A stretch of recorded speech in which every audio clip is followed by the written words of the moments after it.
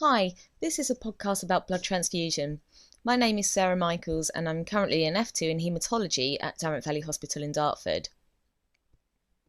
So the objectives of this podcast are to clarify the basic science behind blood components, and then we're going to look at the safety aspects of blood transfusion. So the plan of this presentation is that we're going to start by looking at SHOT, and that stands for Serious Hazards of Transfusion. Then we'll do an overview of ABO and Rhesus D blood typing and look at the differences between a group and save and a cross-match. We'll then look at various blood products and then safety aspects in terms of sampling, prescribing, administration, monitoring of the patient and documentation. And then we'll finish with adverse reactions. So the SHOT scheme is a voluntary anonymised reporting scheme, and it collects data on serious adverse events and reactions of transfusion. Reporting is actually done via the MHRA and SABRE, and that stands for Serious Adverse Blood Reactions and Events. So that can be a bit confusing. But basically, it shows that the biggest risk with blood transfusion is when the patient receives an incorrect blood component. The actual risk of transmitted infections is really low. So this is a pie chart, and it shows an overview of SHOT cases between 1996 and 2011, and we can see that the biggest hazard of transfusion between those years was in the transfusion of an incorrect blood component. That was followed by acute transfusion reaction, which we'll look at later, and then also graft versus host disease, and also inappropriate transfusions. So in terms of incorrect blood components transfused, the biggest area for errors to occur in 2011 were in the handling and storage of components. And again, we can see that unnecessary transfusions also come into this part, as well as special requirements not being met. So now we're going to look at ABO grouping. Now, ABO groups are named after the antigens that are present on our own red blood cell surfaces. So we have red blood cells, and they have antigens. And then we have plasma, and plasma produces antibodies. Now, the antibodies that your plasma produces is against antigens that are not present on your own red blood cells. So looking at group O individuals, they therefore have in their plasma antibodies to both group A and group B.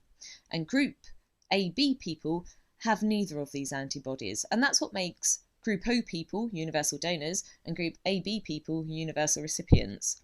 So looking at that more closely, so let's take Group AB for example. So a person with Group AB has antigens to A and B on the surface of their red blood cell, and they don't have any antibodies in their plasma. And Group O people have no antigens on the cell surface, so they therefore produce anti-A and anti-B. Group A people have A antigens in the blood surface and therefore produce anti-B. And people with Group B blood have B antigens on the surface and produce anti-A. Now, there are loads of other antigens, and that's why a full cross-match actually takes longer in the lab than a group and save. So just a few mils of incompatible cells with the wrong type can trigger a massive immune response, and that can lead to shock and DIC, and people can die from circulatory collapse and severe bleeding or renal failure in minutes or hours. So in a life-threatening situation, Group O blood can be safely given to all groups of people. FFP platelets and cryoprecipitate are issued on the basis of ABO and Rhesus D group. And unlike red blood cells, they don't have many antigens. Now, the Rhesus D system is something that you'll come across in your obs and gynae placement. And it's the second most important blood grouping system because the Rhesus D antigen is really immunogenic. So red blood cells which carry the Rhesus D antigen are Rhesus D positive, and 85% of the population have these cells. Now, these patients can receive any type of Rhesus blood. Rhesus D negative patients who do not have the Rhesus D antigen on the red blood cells should receive Rhesus D negative blood. Because the problem is that they can make the antibody, which is called anti-D, if they're exposed to Rhesus D positive cells through either transfusion or pregnancy. And in case of a pregnant lady, it won't affect her current pregnancy, but the antibodies will be there in a second pregnancy, and these antibodies can attack the fetus's blood and lead to a hemolytic anemia.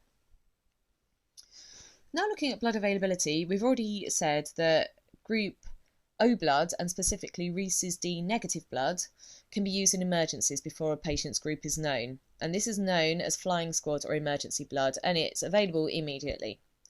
Group compatible blood, i.e. a group and save, and that's really just looking at the basics like ABO and Rhesus D.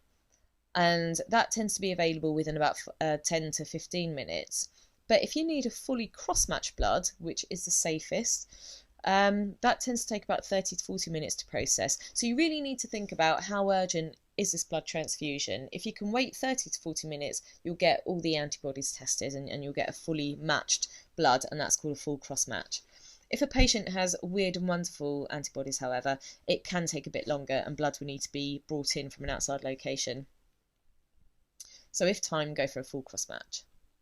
So in terms of testing, we don't really need to know about this. It's done in a lab, but very briefly, a patient's red blood cells are tested against specific monoclonal antibodies, and also their plasma is tested against specific A and B cells.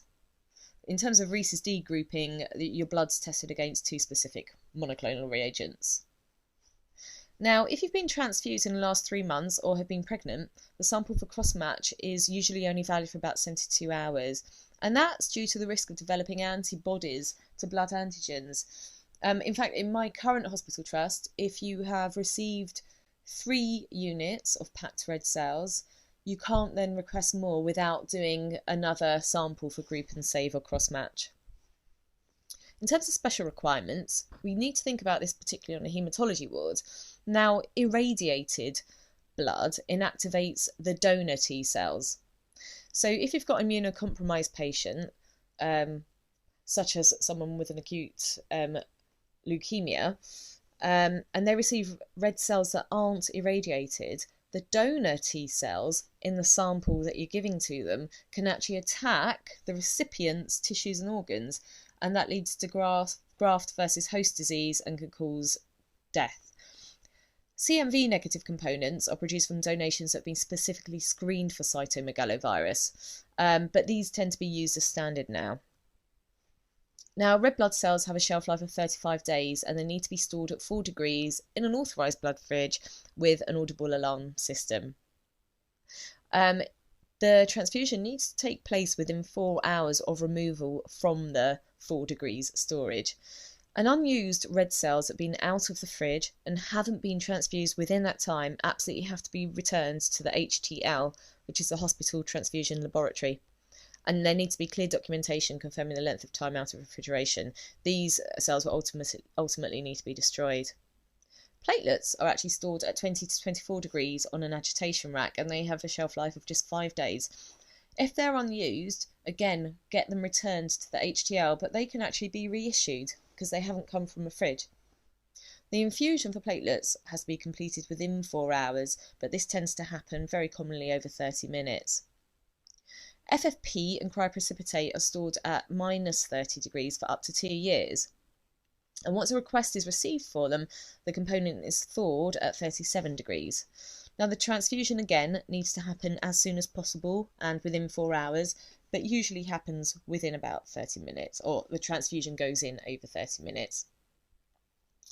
Now, we need to think about indications for blood transfusions. So for red blood cells, it's anemia. And I know different ethnic groups have different classifications of anemia. But in an acute situation in the hospital, look at whether the haemoglobin level is under 70 or under 80 in cardiovascular disease, and that's normally an indication for transfusion. However, if that person has a chronic anemia, say for example they have sickle cell disease, and they walk around normally with an HB of 75 and can go about their daily business, they probably won't need a transfusion, and that's something you need to think about. And you know, however, if a patient is symptomatic, then they most likely do need the transfusion. And so 1 unit of packed red cells can lead to a 10 gram per litre rise in haemoglobin. Platelets, they are used to replace lost platelets or to increase the amounts. And certainly on a haematology ward, you see patients with very low platelets, and that's a standard, unfortunately. And we don't tend to get too worried about it unless they're actively bleeding. So, we commonly have patients with platelets around about the 25 to 50 mark, and we don't do anything about it. However, if they're about to go for a surgical intervention, we tend to give them platelets beforehand to boost their count so that they don't bleed out on the table. And plasma is given to people with low levels of clotting factors and also some rare blood disorders. So here you need to think about, well, has a patient got a high INR and or active bleeding? So in terms of benefits, we've already touched on these. So with red blood cells, you get relief of symptoms like tiredness and shortness of breath. You can increase the circulating volume quicker than your body will make new cells. And you can also use red blood cells to increase hemoglobin before preemptive blood loss at surgery. Platelets are used for correction of bleeding. And plasma, where you use clotting factors to aid clotting.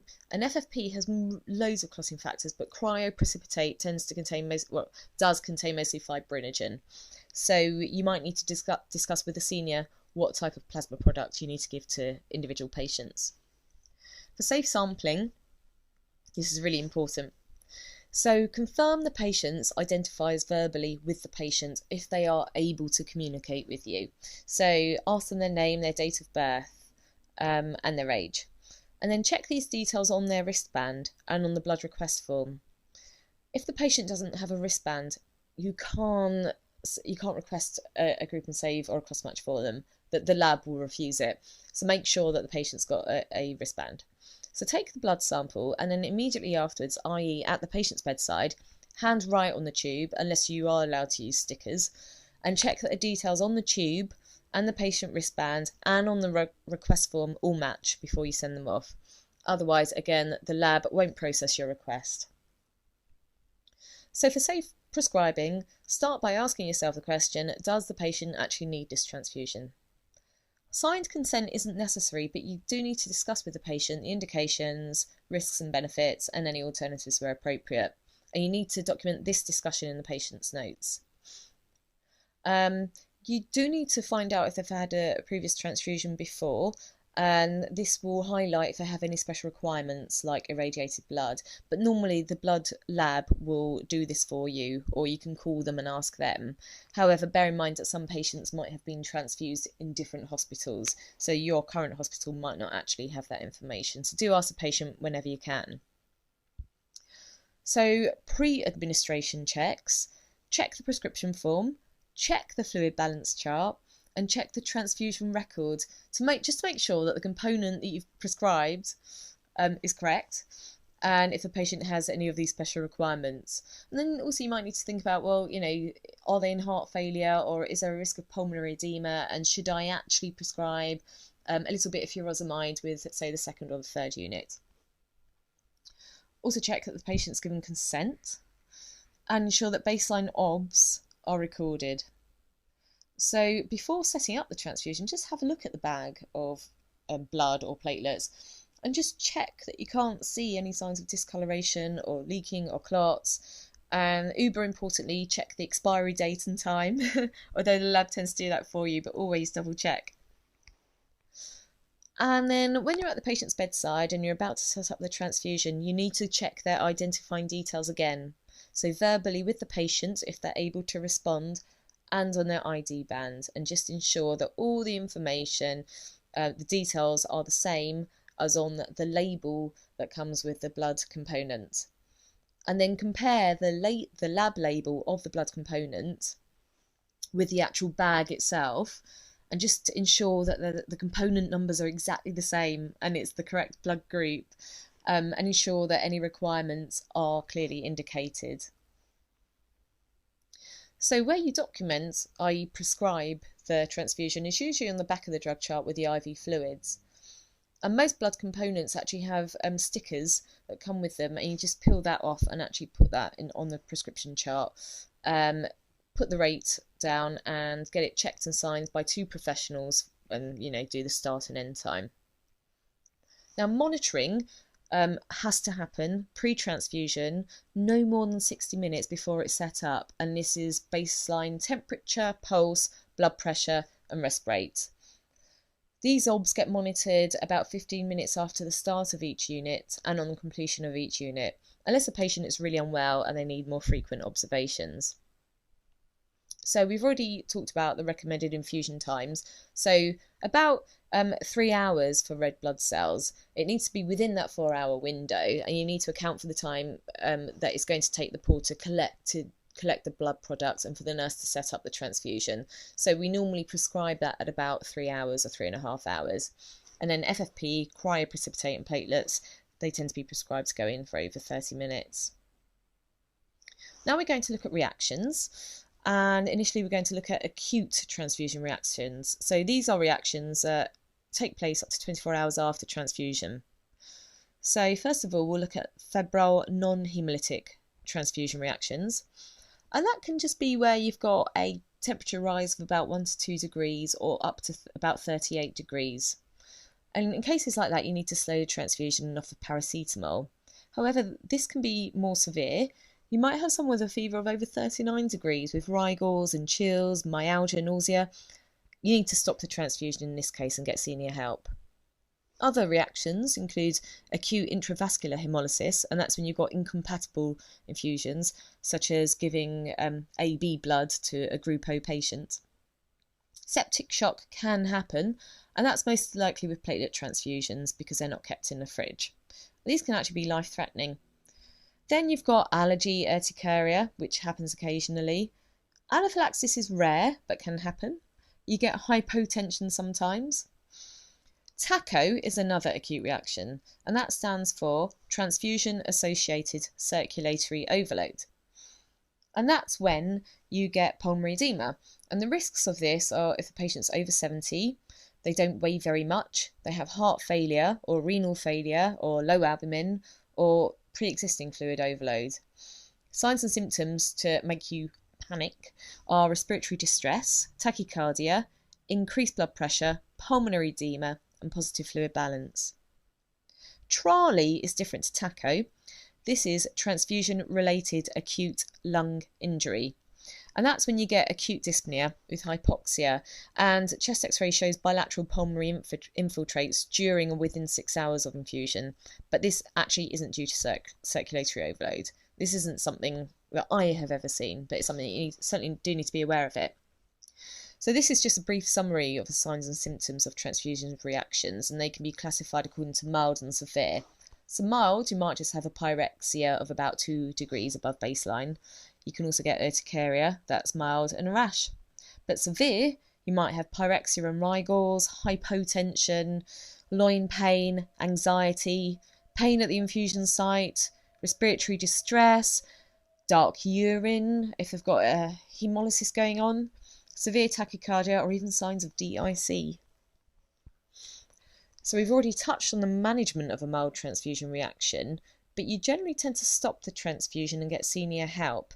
If it's just a mild temperature rise, as we've said already, just pause it and then offer them some paracetamol.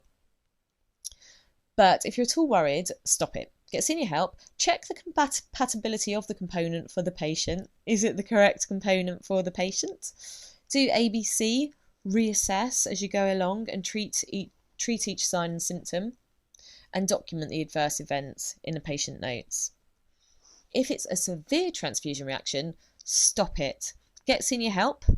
Check compatibility of the infusion for the patient. Actually take out the administration set. Replace it with a fresh cannula somewhere else. Give IV saline to maintain the blood pressure, and send the set and the cultures to the lab for investigation. Do your ABC and continually reassess. High flow oxygen. The patient may need adrenaline or a diuretic. Check the urine for hemoglobinuria. And again, report the adverse event and reaction as per trust guidelines. So that will eventually go to shot. Hemolytic transfusion reaction is actually a rare type of reaction, and it's seen in patients who've developed red cell antibodies from past transfusions or pregnancies. So they might present with fever and actually a conversely falling haemoglobin, and also look for jaundice and check their urine again for hemoglobinuria. So investigations, urinalysis, HB, Usinase, bilirubin, and haptoglobin. You can do a direct antiglobulin test and a repeat antibody screen as well. Unfortunately, there isn't a specific treatment. It's simply that they probably just need further transfusing. And again, report the adverse event. So we've looked at acute complications. Now we're looking at delayed complications. These can happen days to weeks after the transfusion. DHTR stands for delayed hemolytic transfusion reaction. And commonly you can get red cell antibodies from previous transfusions or pregnancy, and it might actually not be detected initially in the lab when you send off your initial request for your group and save. And again, these are patients who might need a further transfusion because they've got hemolysis and they've got falling hemoglobin. Another delayed complication is transfusion-associated graft versus host disease. You can also get post-transfusion purpura as well as iron overload. Infection is another risk. Bacteria is the most common, and I hear that platelets are more at risk of this because they're not stored in a fridge. So the risk for hepatitis B tends to be about 1 in a million, and for HIV 1 in 6 million. The risk for variant CJD is uncertain, but it's very low. So we've been discussing allogenic blood transfusions, so blood components taken from other people, but there are alternatives. So, for example, if someone is a Jehovah's Witness and they're undergoing needed surgery, they might be offered an autologous transfusion, and that's where their own blood is recycled. Other alternatives to transfusions, such as in chronic anemia, are iron therapy, and that can be given orally, or if the patient can't tolerate that with the constipation and the taste, that can be given parenterally as well. And you can also, or alternatively, give the patient erythropoietin. And also tranexamic acid is used quite commonly. So this is the MDT slide. It's by no means exhaustive, but we need to consider the whole team when we're talking about blood transfusions, as in any part of medicine. So here we need to think about the porters. They're very kindly going to pick up the blood components for us and bring them to the patient or to the ward. You've got the lab staff who are doing all these tests on the red blood cells, looking for antibodies. Blood bank receptionists who might be taking your call at 4 a.m. when you call in a bit of a panic because you've got a patient with a hemoglobin of 4.9.